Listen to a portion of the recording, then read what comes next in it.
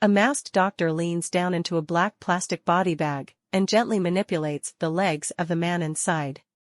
First we determine age, sex, and length, he explains. He's in the putrefaction stage now, because of the water. In a hospital car park in the eastern Libyan city of Derna, the final details of one of its many victims are being carefully checked and logged.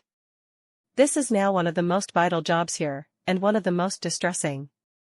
The man is unrecognizable after spending a week in the sea.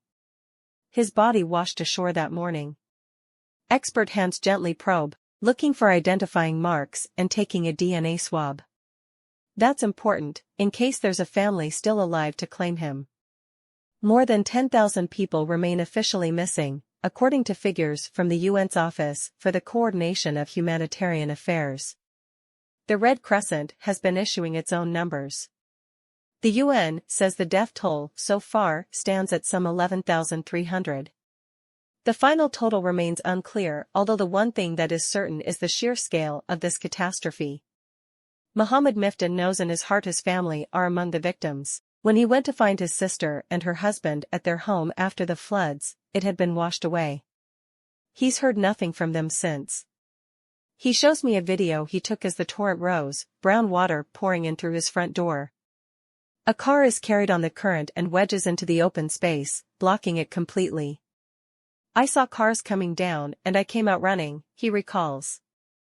I thought that was it, that I was going to die. We could see our neighbors waving flashlights. In just a few moments, the lights went out, and they had disappeared. That was the hardest thing.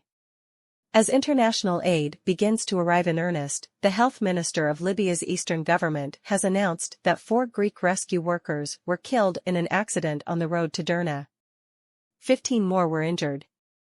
They were on their way to join teams already on the ground from France and Italy. Kuwait and Saudi Arabia have also flown in tons of extra supplies. The next step is making sure they're used properly and fairly. Abdullah Bathily, the head of the UN's International Support Mission in Libya, told BBC Arabic the country now needs to create a transparent mechanism to manage all of its international donations. It's a concern born from the well-known challenges of coordinating between the government in Tripoli, which is internationally recognized, and the eastern Libyan government, which isn't. Back in the center of Derna, there are some points of light amid the mud and debris that has enveloped the city. On one street corner, hundreds of colorful clothes lie scattered in piles.